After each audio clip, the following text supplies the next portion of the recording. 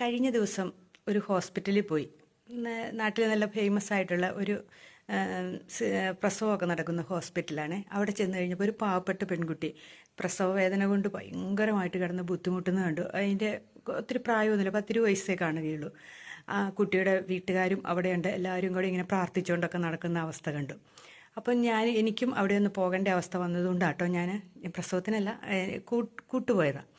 അവിടെ ചെന്നിരുന്ന് കഴിഞ്ഞ് കുറച്ച് നേരം കഴിഞ്ഞപ്പോഴാണ് അവർ പറയുന്നു സിസേറിയൻ നടത്തണം എന്നിങ്ങനെ പറഞ്ഞു. പൈസ ഇല്ലാണ്ട് ഓടുന്ന ആ ഒരവസ്ഥ, പ്രസവ വേദനയെക്കാളും ഭയങ്കരമായൊരവസ്ഥ. ആ പെൺകുട്ടി ഇറങ്ങി വന്നിട്ട് പറഞ്ഞു എന്ത് ചെയ്യും എന്നിങ്ങനെ ചോദിക്കുന്നു. ആ വേദനയുടെ ഇടയ്ക്ക് പോലും ആ പയ്യനോടും അവരുടെ അമ്മയോടും, അവരാണെങ്കിലോ ഈ മുനിസിപ്പാലിറ്റിയിലെ തൂക്കുന്ന ജോലിയാണ് ആ അമ്മയ്ക്ക് ഉള്ളത്. വേറെ ഒരു മാർഗ്ഗങ്ങളും അവർക്കില്ല. പയ്യനാണെങ്കിൽ എന്തൊക്കെയോ പണിക്കിങ്ങനെ പോകുന്ന ഒരു പയ്യനുമാണ്. അവരുടെ അവസ്ഥ കണ്ടപ്പോഴാണ് ഞാൻ മനസ്സിലാക്കിയത്, പ്രസവ വേദനയെക്കാളും വലിയൊരു വേദന പണമില്ലാത്ത ഒരവസ്ഥയാണ്. പണമില്ലാതെ വന്നിട്ടുണ്ടെങ്കിൽ നമ്മൾ അനുഭവിക്കുന്ന ആ വേദനയുണ്ടല്ലോ, അതുമല്ലാതെ അത് അനുഭവത്തിലൂടെ കടന്നുപോയവർക്ക് മനസ്സിലാവുള്ളൂ. ഈ പ്രസവ വേദന എന്ന് പറയുന്നൊന്നും ഒന്നുമല്ല എന്നൊരു തോന്നൽ നമ്മുടെ അവസ്ഥയിലേക്ക് വരും.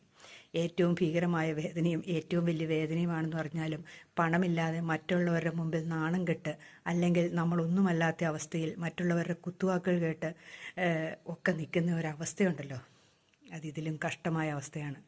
എങ്ങനെയോ ആ പയ്യൻ ഇറങ്ങി ഓടിപ്പോകുന്നുണ്ട്, എവിടെയോ പൈസ അന്വേഷിച്ച് ആരാണ്ടെയൊക്കെ വിളിച്ചോണ്ട്.